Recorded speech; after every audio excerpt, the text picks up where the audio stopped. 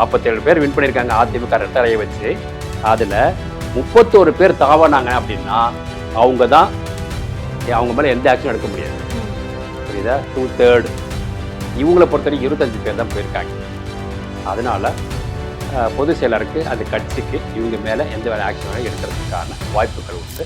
6 பேர் அந்த அதிமுக இங்கே தாவிட்டாங்கன்னா எடப்பாடி முடிஞ்சு போச்சு. இந்த 6 பேர் தாவரத்துக்கு இன்னும் பெரிய நாள் இல்லை, கொஞ்ச நாளில் மாறிடுவாங்க. ஓகே, ஸோ அது போயிட்டாங்கன்னா நீங்கள் உண்மை பண்ணுங்க. அவர் தான் அங்கே முடிவெடுக்கிறது. இது இன்னைக்கு இந்த சட்டசபையில் இதை பேசணும், இதை பற்றி பேசணும், இவ்வளோ நாளி பேசணும். அந்த டைமிங் வந்து அவங்க கொடுப்பாங்க. ஏன்னா ஒரு 10 பேர் பேசுகிறாங்கன்னா நமக்கு இருக்கிறதே எனக்கு 1 hour தான் வந்து மீட்டிங் அப்படின்னா அதில் ஒவ்வொருத்தருக்கு. ஸோ அது வந்து அவங்க ஸோ கொரோனாங்கிறது ஒரு முக்கியமான பதவி ஒவ்வொரு கட்சி கூட்டங்கள் முடிவுகள் இதிலெல்லாம் நிறைய இதில் பார்த்தீங்கன்னா. அப்புறம் ப்ராப்பர்ட்டி, அதில் அதிமுக வாங்குற ப்ராப்பர்ட்டி அது மாதிரி இதிலெல்லாம் பார்த்தீங்கன்னா சசிகலாவுக்கு நிறைய பங்கு கட்சி ரீதியாக. நாளைக்கு அவங்க போட்டு பட்டு தான் வாய்ப்பு. ஆனால் வந்து தாமரையே பண்ண வாய்ப்பு மாதிரி அது வாரி போட்டுக்கிட்டாரு. அவரை மட்டும் அழிச்சிக்கல, கட்சியவே அழிச்சிட்டார். அதிமுக அழிவு பாதையில செல்கிறதா? அதிமுகவில் உள்ள அமைச்சர்களுக்கு 10 அமைச்சர்களுக்கு நான் சீட் தரேன் அப்படின்னு விஜய் அவர்கள் சொல்றதா ஒரு தகவல் ஒன்று பரவிட்டு இருக்கு. அதிமுக பிளவுக்கு விஜய் அவர்கள் தான் காரணம் அப்படின்னு சொல்றாங்க. இது எல்லா கட்சியிலும் இருக்கிறது தான், சொல்ல முடியாது. பட் இப்போ அதிமுக அழிவு பாதையில் போயிட்டு இருக்காருன்னா உண்மையிலே போயிட்டு தான் இருக்கு. இப்போ வந்து 2 பேருமே அடிச்சுக்கிறாங்க. அவங்க 25 பேர் அங்கே போயிட்டாங்க. அவங்கள பதவி நீக்கம் பண்ணணும் அப்படின்னு சொல்லி பொதுச் செயலாளர் எடப்பாடி சொல்கிறார். சிவி சண்முக சைடில் என்ன சொல்கிறாங்கன்னா, நாங்கள் வந்து அதிமுகவில் தான் இப்பயும் இருக்கோம், அதில் எந்த மாற்றம் எங்களெல்லாம் யாரும் வெளியில் அனுப்ப முடியாது, ஆதரவு யாருக்கு வேணாலும் தனியாக தரலாம், ஆட்சியில் அவங்களுக்கு வந்து மக்களால் தேர்ந்தெடுக்கப்பட்டிருக்காங்க, முழு பெரும்பான்மை இல்லை, அது நாங்கள் கொடுக்குறோம் அப்படின்னு சொல்லி. இதையே மீறி நீங்கள் எங்கள் மேலே வழக்கு போட்டால் நாங்கள் உங்கள் மேலே வழக்கு போடணும்னு சொல்லி அவங்களும் போட்டிருக்காங்க தான் எனக்கு தோணுது. ஓகே, போட்டிருக்கோம்.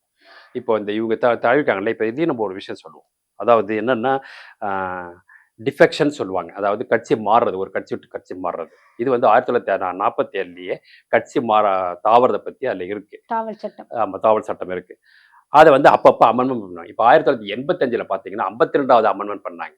அதில் என்ன சொல்லியிருக்காங்கன்னா, ஒரு கட்சியில் ஒரு சின்னத்தை வச்சு நீங்கள் ஜெயிச்சிட்டீங்க அப்படின்னு சொன்னால் உங்களை நம்பி இண்டிவிஜுவலை நம்பி மட்டுமே ஓட்டு போடலை, நீங்கள் இருக்க கட்சியவும் உங்கள் சின்னத்தையும் நம்பி தான் போடுறாங்க. உங்களுக்கு நல்லாவே தெரியும், இன்றைக்கி வந்து இன்னும் குக்கு கிராமத்தில் ரெட்டலையை பார்த்தாலும் உடனே போட்டிருப்பாங்க. அவங்களுக்கு ரெட்டலில் யார் நிற்குதுன்னா எம்ஜிஆர், புரட்சி தலைவர் எம்ஜிஆர் தான் இருப்பாங்க. புரியுதுங்களா? அந்த ஸோ அப்படிங்கும்போது மாறக்கூடாது, மாறினா உங்களுடைய பதவி பறிக்கப்படும் அப்படின்னு சொல்லி எச்சரிக்கை விட்டாங்க. எப்போது 1985 அமெண்ட்மெண்ட் 52. அதுக்கப்புறமா என்ன பண்ணியிருக்காங்கன்னா 2003 அது 91வது அமெண்ட்மெண்ட். அதில் என்ன சொல்லியிருக்காங்கன்னா, நீங்கள் ஜெயிச்சு வரீங்க ஒரு கட்சியின் சார்பாக, இண்டிவிஜுவல் இவங்க இண்டிபெண்டை விட்டுருங்க, அவங்க விருப்பம் தான், அதை ஒன்றுமே சொல்ல முடியாது. ஒரு கட்சி சார்பாக நின்று நீங்கள் ஜெயிச்சு வந்தீங்க அப்படின்னா அந்த கட்சியிலேருந்து ஒரு குறிப்பிட்ட மெம்பர் போறாரு ஒருத்தர். இப்போ ஃபார் எக்ஸாம்பிள் இதுலேயே எடுத்துங்களேன், 47 பேர் எடுத்துங்களேன், 47 பேர் வின் பண்ணியிருக்காங்களா அதிமுகவில். இதில் ஒருத்தர் போறாருன்னா அது வந்து ஆன்டி டிஃபெக்ஷன் தான். அதாவது கட்சி தாவல் சட்டத்துக்கு எதிரான ஒன்று தான். அவர் வந்து சட்டப்படி எம்எல்ஏ பதவியை நீக்கலாம். ஆனால் 3/2 பங்கு மெம்பர்ஸ், அதாவது 47ன்னா அதில் 2 பங்கு எவ்வளவு, கிட்டத்தட்ட 31 பேர். 31 பேர் தாவனாங்கன்னா சட்டத்தில் இடம் இல்லை தண்டிக்கிறதுக்கு. புரியுதா? இதுதான் 2003 91 அமெண்ட்மெண்ட்டு. இன்னி வரைக்கும் அதுக்கப்புறம் இன்னும் அமெண்ட்மெண்ட் பண்ணலை, இஃப் ஐம் ரைட். புரியுது? அதன்படி 31 இந்த கேஸை எடுத்துப்போம். 47 பேர் வின் பண்ணியிருக்காங்க அதிமுக ரெட்டலையை வச்சு. அதில் 31 பேர் தாவனாங்க அப்படின்னா அவங்க தான், அவங்க மேலே எந்த ஆக்ஷன் எடுக்க முடியாது. புரியுதா? 2/3 இவங்களை பொறுத்தவரைக்கும் 25 பேர் தான் போயிருக்காங்க. அதனால பொதுச் செயலருக்கு அந்த கட்சிக்கு இவங்க மேலே எந்த வேலை ஆக்ஷன் வேணாலும் எடுக்கிறதுக்கான வாய்ப்புகள் உண்டு. அது என்ன மேஜராக போனால் எம்எல்ஏ பதவி பறிப்பாங்களாம் தெரியல, பட் சட்டத்தின்படி பறிக்கலாத்துக்கான வாய்ப்பு உண்டு. ஸோ இதே இன்னும் ஒரு 6 பேர் அந்த அதிமுக இங்கே தாவிட்டாங்கன்னா எடப்பாடி முடிஞ்சு போச்சு. இந்த 6 பேர் தாவறதுக்கு இன்னும் பெரிய நாள் இல்லை, கொஞ்ச நாளில் மாறிடுவாங்க. ஓகே, ஸோ அது போயிட்டாங்கன்னா நீங்கள் ஒன்றுமே பண்ண முடியும். இப்போ இவர் காமராஜ் எடுத்துக்கிங்க, யார் இந்த இதில் அமமுகவில் வந்தார் இல்லையா, அவர் ஈஸியாக போயிட்டு அவர் ஒன்றுமே பண்ணல. காரணம் நான் இப்போ சொன்னேன் தூட்டு. ஆனால் அவரை பொறுத்தவரைக்கும் ஒருத்தர் தான் வின் பண்ணது. அப்போ அவர் தான் 100% கரெக்டா? அப்போ 100% அப்படியே மாறிடுச்சு. நீங்கள் ஒன்றுமே பண்ண முடியாது. அதனால் அவர் ஜாலி வெல்ல அவர் மாறிட்டார். ஸோ இதான் சட்டம் சொல்லுது. அதனால் வந்து we have to wait and see. But பொதுவாக நீங்கள் சொன்ன கேட்ட கேள்விக்கு அழிஞ்சுட்டு தான் இருக்குது அதிமுக. அது போயிடுது. அதாவது என்ன சொல்லுவாங்கன்னா ஒரு ரீவேம்பிங், ரீகன்ஸ்ட்ரக்ஷன் அப்படிம்பாங்க. ரீவேம்பிங்னா என்ன, ஒரு பில்டிங் இருக்குது, அதில் அங்கங்கே சிப்பு இப்போ உடஞ்சி ஒரு டேமேஜாக இருக்குது, ஒரு அளவு சரி பண்ண முடியும்னா அதுவோ, இல்லை ஒரு கம்பெனியோ வந்து கொஞ்சம் இதாக இருக்குன்னா ரீவேம்பிங். அந்த ஸ்டேஜ் தான் திமுக இருக்குது. இன்னைக்கு அவங்க வந்து தங்கிட்ட என்னென்ன ப்ராப்ளங்கள்லாம் இருக்குது, அதை எப்படி பண்ணணும், ஏன் தோத்தோம், இன்னி கூட பேசியிருக்காரு, மீட்டிங் போட்டிருக்காரு. அதெல்லாம் பண்ணிட்டு சரி பண்ணணும் அப்படின்னா அது ரீவேம்பிங். அதுக்கான வாய்ப்பு திருப்பி ஏஞ்சி வரதுக்கான வாய்ப்பு நிறையாவே இருக்குது திமுக. அதிமுக பொறுத்தவரைக்கும் ரீகன்ஸ்ட்ரக்ஷன், டோட்டலாக டேமேஜ், பில்டிங்கே காலி, டோட்டலாக காலி, திருப்பி புதுசாக ஒரு பில்லரை போட்டு பில்டிங் கட்டணும். அந்த ஸ்டேஜில் தான் அதிமுக இருக்குது. ஸோ இது ரீகன்ஸ்ட்ரக்ட் ஸ்டேஜில் இருக்குது, இது ரீவேம்பிங் ஸ்டேஜில் இருக்குது. இது அவங்க இந்த தலைவர்கிட்ட தான் இருக்குது. இப்போ அதிமுகவுடைய அரசு கொறடா இருக்காங்களே சார், அவங்க யாருக்கு கீழே செயல்படணும், அவங்களுடைய வேலை தான் என்ன? இப்போ எஸ்வி சண்முகம் வந்துட்டு அந்த கொறடா வந்து நாங்கள் நியமிச்சதில்ல, இபிஎஸ் அவர்கள் தனிப்பட்ட முறையில் நியமிச்சது அப்படின்னு சொல்றாங்க. கொறடாவுக்கு என்ன வேலை? கொறடாங்கிறது ஒன்றுமே கிடையாது, ரெப்ரஸன்டேட்டிவ், அவ்வளோதான்.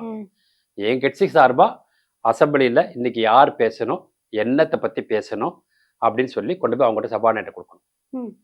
அதுக்கப்புறமா இப்போ ஒரு பிரச்சனை வருது, மாப்புன்னு சொல்லுவாங்க, டோட்டலாக ஒரு கூட்டமே இருக்குது அப்படின்னு வச்சுங்களேன்.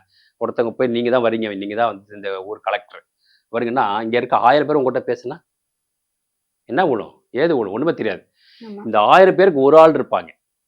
இவங்க எல்லாம் சரி யூனியன் சொல்கிறோம் இல்லையா, யூனியன் லீடர் மாதிரி.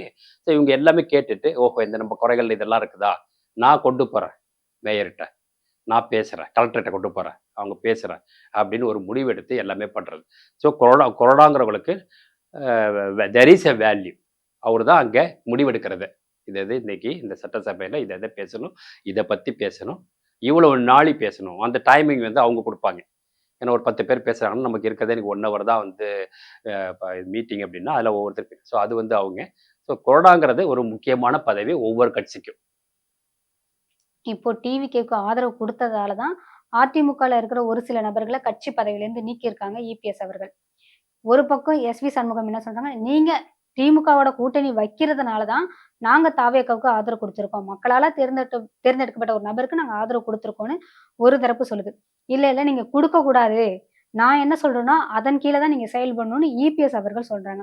ஆளுக்கு ஒரு காரணம் வச்சுக்கிட்டு அந்த கட்சியை உடைக்கிறாங்க. அது அழிஞ்சு போச்சு. நான் சொன்னதுதான், இப்போ வரைக்கும் இபிஎஸ்க்கு தான் வேல்யூங்க. ஏன்னா 2/3 மாறல, 37 பேர் மாறினாங்கன்னா இபிஎஸ்க்கு வேல்யூ கிடையாது. அதனால் இன்னொரு 6 பேரை இழுக்க பார்ப்பாங்க.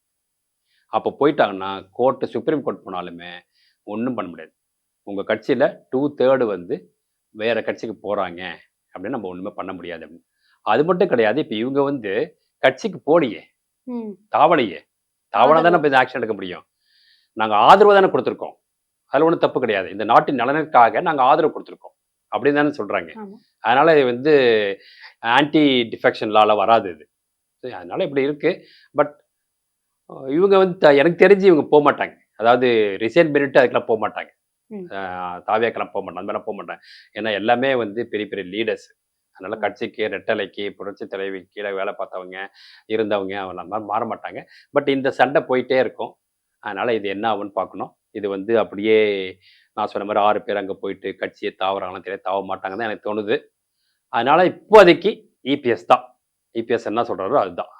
இப்ப கட்சி பதவியிலேருந்து நீக்கினது பிறகு கேசி வீரமணி வந்துட்டு இல்ல இதுக்கப்புறம் நாங்க இபிஎஸ் என்ன சொல்றாங்களோ அதன்படி கேட்டு நடக்கிறோம், கட்சி வந்து உடையிறது எங்களுக்கு பிடிக்கல, அது ஒத்துக்க முடியல, நாங்க இதுக்கப்புறம் நாங்க கேட்கிறோம் அப்படின்னு சொல்றாரு. பதவியை நீக்கினதுக்கு அப்புறம் இந்த ஒரு வார்த்தை.